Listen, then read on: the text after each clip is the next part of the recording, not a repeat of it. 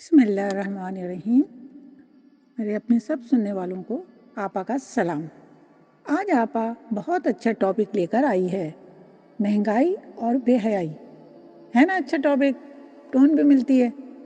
پاکستان میں دو چیزیں بہت عروج پر جا رہی ہیں، ایک مہنگائی، دوسرے بے حیائی۔ دونوں نے اپنی حدیں پار کر لی ہیں۔ آج سے 20 سال پہلے پاکستانی سوچ بھی نہیں سکتا تھا کہ ہمارے ملک کا یہ حشر ہوگا۔ ملک اپنا اور رسم و رواج مغرب کے۔ مہنگائی نے تو ہر شخص کی کمر ہی توڑ کر رکھ دی ہے۔ دوسری طرف دیکھیں تو ایک طبقہ ایسا بھی ہے جسے دیکھ کر لگتا ہی نہیں کہ اس ملک میں رہتے ہیں۔ ان کے اوپر کوئی فرق نہیں پڑتا، ان کے ٹھاٹ باٹ ویسے ہی ہیں۔ یہ وہ لوگ ہیں جن کی وجہ سے مہنگائی ہوئی ہے، یعنی ملک لوٹنے والے، ملک سے غداری کرنے والے، مردہ ضمیر، قانون کی خلاف ورزی کرنے والے، جھوٹی شہادت دینے والے، ظالموں کا ساتھ دینے والے، غریب کا حق اپنا ذاتی مال سمجھ کر کھانے والے، کیونکہ ان کا دین ایمان صرف پیسہ ہوتا ہے۔ خوف خدا کیا ہوتا ہے، کس چڑیا کا نام ہے، معاذ اللہ ان سب سے بے خبر رہتے ہیں۔ دوسرے، ہماری عوام کی جہالت، سب ان کی آنکھوں کے سامنے ہو رہا ہوتا ہے، آنکھوں سے دیکھ رہے ہیں، لیکن اپنے آپ کو بدلنا نہیں۔ تعلیم سے دوری ہمیشہ دوسروں کے آگے ہاتھ پھیلانے پہ مجبور کر دیتی ہے اور اپنی خودداری کا سودا کرتی ہے۔ یہ خودداری کا سودا نہیں تو اور کیا ہے۔ 74 ایئرز ہو گئے لیکن پاکستانی قوم وہیں کھڑی ہے، کوئی ترقی نہیں، کوئی ریسرچ کر کے آگے دنیا میں اپنا نام نہیں کیا، نہ اپنے دین کے لیے، نہ دنیا کی ترقی میں۔ جو لوگ آج ترقی یافتہ لوگ دنیا کو فتح کر رہے ہیں، ان میں کوئی پاکستانی کا نام نظر نہیں آتا۔ دوسرے کہ اپنی عیش و عشرت میں کھوئے ہوئے ہیں، قرضوں پہ ملک چل رہا ہے، لیکن عوام کی بے حسی دیکھیں، شو بازی میں کمی نہیں آئے گی۔ ٹوٹی ہوئی سڑکوں پر کروڑوں کی گاڑیاں چلا رہے ہیں۔ خوددار قوم پہلے اپنا مقام بناتی ہے، پھر یہ شوق اچھے لگتے ہیں، پہلے اپنے ملک کو ترقی یافتہ بناتی ہے، اپنے ملک کا اسٹرکچر اوپر لے کے جاتی ہے، پھر یہ ساری چیزیں اچھی لگتی ہیں اور بڑے فخر کے ساتھ لوگ اس کا ذکر کریں تو خوشی ہوتی ہے۔ باہر کی چیزیں کھائے پیے بغیر ہم زندہ رہ ہی نہیں سکتے۔ یہ وہ شوق ہیں جو ایک غریب ممالک جس کا ملک قرضوں پہ چل رہا ہے زیب نہیں دیتے۔ اپنے ملک کی بنی ہوئی چیزیں استعمال کرو، اس پر فخر کرو، اپنی غیر ضروری چیزوں سے، غیر ضروری چیزوں کو استعمال کرنے سے دور رہو، سادگی اپناؤ، اپنا پہننا اوڑھنا اپنے ملک کے رسم و رواج اور موسم کے حساب سے کرو، دوسروں کا مقابلہ مت کرو۔ قرضہ لے کر اپنی خواہشوں کو پورا کرنے والے کبھی ترقی نہیں کر سکتے، بلکہ اپنی زندگی کو مشکل سے مشکل بناتے ہیں، دنیا و آخرت دونوں خراب کرتے ہیں۔ کیا روزمرہ باہر جا کر ہوٹلنگ کرنا، باہر کے کھانے کھانا، پیزا کھائے بغیر پیٹ نہیں بھرتا، باہر کے گندے پکے ہوئے کھانے کھا کر اپنی صحت کو تباہ و برباد کرتے ہیں۔ مہنگائی مہنگائی مہنگائی کا رونا رونے والے کبھی اپنی ضروریات کو اپنی آمدنی کے مطابق پورا کرتے ہیں یا چادر سے باہر پاؤں پھیلاتے ہیں۔ انسان کو اپنا خود جائزہ لینا چاہیے، اپنے آپ کو کیسے اس مہنگائی سے دور رکھنا اور مہنگائی کا مقابلہ کرنا ہے، کیونکہ مہنگائی آج کا مسئلہ نہیں ہے۔ کسی بھی دور کا زمانہ نکال لیں، کسی بھی دور حکومت کا زمانہ نکال لیں، دیکھ لیں یہی حال ملے گا۔ دودھ اور شہد کی نہریں نہیں بہہ رہی تھیں۔ سوچنا یہ ہے کہ ہم کو کس طرح اس کا مقابلہ کرنا ہے۔ اپنے غیر ضروری اخراجات کو کم کر کے ان پیسوں کو جمع کریں تاکہ برے وقت میں کام آ جائیں۔ برانڈڈ کپڑوں، مہنگی اشیاء کو کم سے کم استعمال کریں۔ پہلے بھی لوگ باعزت طور پہ اپنا زندگی گزار رہے تھے، کسی کا مقابلہ نہیں کرتے تھے۔ فضول خرچی سے بچیں، ایک دن اللہ کو جواب دینا ہے۔ یقین جانیے، انسان کی تھوڑی سی بچائی ہوئی رقم جب ضرورت کے وقت کام آتی ہے تو کتنی خوشی ہوتی ہے کہ کسی کے آگے ہاتھ نہیں پھیلانے پڑے۔ صرف اپنی تھوڑی سی دور اندیشی اور فضول خرچیوں سے ہاتھ روک کر ہی ہم اپنی مدد کر سکتے ہیں۔ یہی بہترین طریقہ ہے۔ جیسے ایک گھر کو قرضے سے نجات دلانے کے لیے سارے گھر والے اپنی ہاتھ روک کر خرچ کرتے ہیں، اسی طرح ایک ملک کی پوری قوم کے اوپر یہ فرض ہے کہ اپنے ہر استعمال کی وہ چیزیں جو ضرورت کی ہیں اسی کو استعمال کریں اور کوشش کریں کہ اللہ تعالیٰ ہمارے ملک کا قرضہ جلد سے جلد اترے۔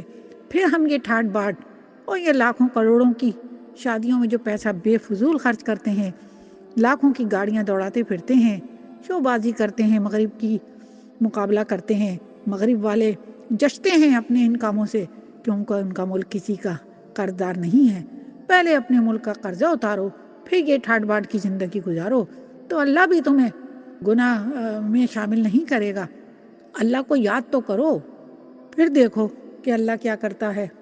اب آتے ہیں دوسری طرف، یعنی بے حیائی۔ بے حیائی کی طرف پاکستان کے میڈیا کو تو لگتا ہے دین ایمان سب ختم ہو گیا، لگتا ہے مغرب میں بیٹھ کر کام کر رہے ہیں، شاید وہیں پیدا ہوئے تھے، غلطی سے پاکستان میں رہ رہے ہیں۔ نیوز کاسٹر ہو یا ڈرامے میں کام کرنے والی لڑکیاں مختصر سے مختصر لباس کو زیب تن کر رہی ہیں، بے حیائی کی حدوں کو کراس کر گئی ہیں۔ چادر اور چار دیواری اس کی تو بات ہی نہ کریں۔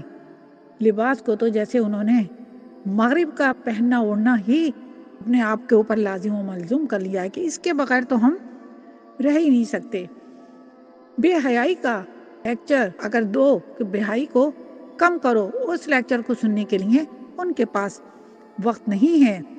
اور خواتین کو دیکھیں کہ اللہ تعالیٰ نے ان کے لیے جو لباس پسند کیا ہے اس میں روپٹہ چادر لازمی ہے، روپٹہ عورت کی پہچان ہوتی ہے، وہ تو بہت دور پھینک دیا۔ کالج یونیورسٹیوں میں ایسا لگتا ہے پڑھنے نہیں بلکہ بے حیائی کا لیکچر لینے جاتے ہیں۔ بازاروں میں شرم و حیا کا جنازہ نکل گیا، شادی بیاہ میں وہ بیہودہ رسمیں اور ڈانس شروع ہو گئے ہیں۔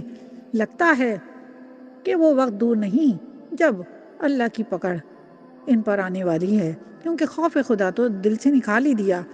اپنی نفسانی خواہش بہت عزیز ہیں، انہیں پورا کرنا بہت ضروری ہے، اس کے بغیر تو ہماری زندگی ادھوری ہے۔